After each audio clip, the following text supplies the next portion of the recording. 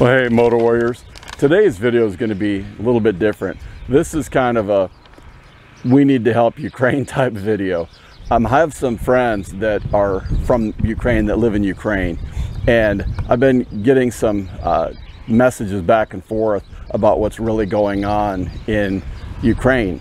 And the media in America doesn't always tell us what's really going on. And it sure is windy today.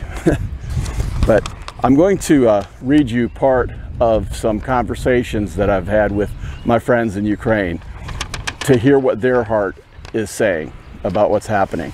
And I'm going to leave out names. I'm not going to share like all of my response to what's going on, you know, my comments. I'm just going to give you the gist of what's happening here, the basic idea of the conversations. We were talking and I said that most of the world and everyone I know is in full support of Ukraine. And then she responded back, yes, the world supports Ukraine in words, but no army in the world wants to help us. We are very few, but we are brave. The enemy has great advantages. Russians kill civilians. They shoot our children. They are ruthless. They've been bombing hospitals. They bomb buses filled with innocent people. Tell everyone you know who the Russians are. Well, that's what socialism and communism is about.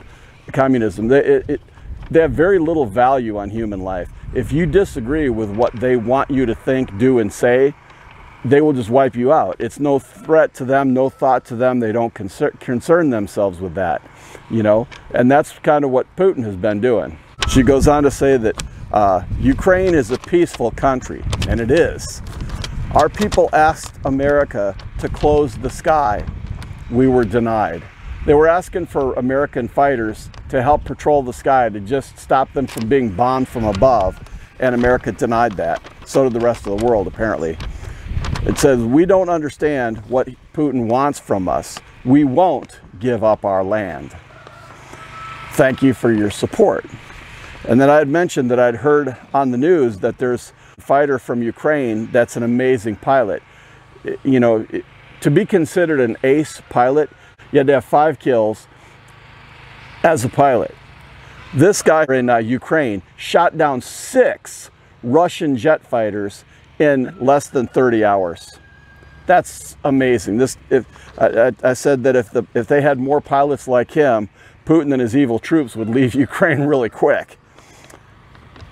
It says, or I said that that he would also leave the part of Ukraine that's known as the Crimean Peninsula.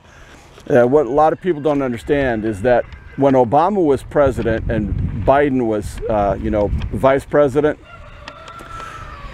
Putin threatened to attack the Crimean Peninsula. Crimea is part of Ukraine.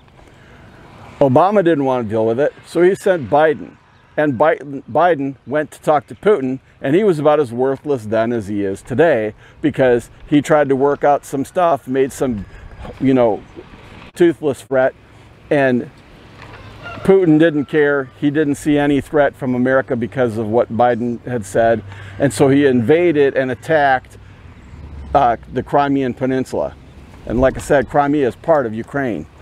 So here's Biden, now president, and he knows there was a threat, and instead of sending troops to Ukraine and just saying, hey, let's just set up a base here, that way we have every right to be here, instead of trying to show some kind of support, he's a coward, he's spineless, he did nothing really.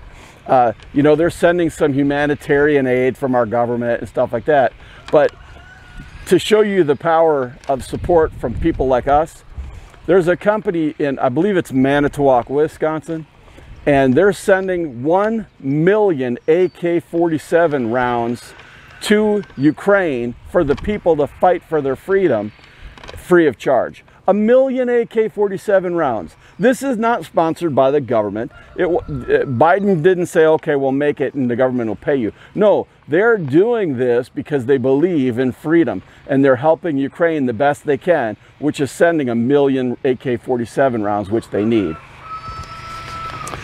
And Putin wants nothing but power. if he's successful in his invasion in Ukraine, every other nation that borders anywhere else in Russia or Ukraine, he'll see as a threat, and he'll go up against that nation as well and just keep going. I think he's trying to build the USSR back, the United Soviet Socialist Republic. I think he's trying to build that back so that he can be in control and power over all of it. Putin needs to be stopped. And my friends went on to say, yes, he wouldn't stop in Ukraine, but everyone is afraid of him. Well, of course they are, because he threatened to use nuclear weapons. Part of the deal that Ukraine ended up ultimately having after the breakup of the Soviet Union and stuff is that they would relinquish their nuclear weapons and that Russia would not invade Ukraine. So they give up all their nuclear weapons, Ukraine did, and here's what's happening. They're not only being invaded by Russia, but Russia is threatening the use of nuclear weaponry. Talk about a ripoff, right? They expect that, you know, the people aren't, she's saying that they expect that Ukrainians will defeat him. Everybody around the world is thinking, oh, they're really doing good, they're really doing good, they're freedom fighters, they want their country to be free, they're fighting against Putin. And so many people in so many countries are sitting there thinking that Ukraine can do it alone. They are not a massive superpower, and they gave up, as part of the agreement, they gave up their nuclear weapons. They need help. They need other countries to get involved. They go on to say, tell your politicians that there is a small democratic Ukraine on earth. They're an independent country. They're a sovereign country. They are not part of Russia. But Ukraine, she is being killed by Russians. Tell politicians that all we want is peace.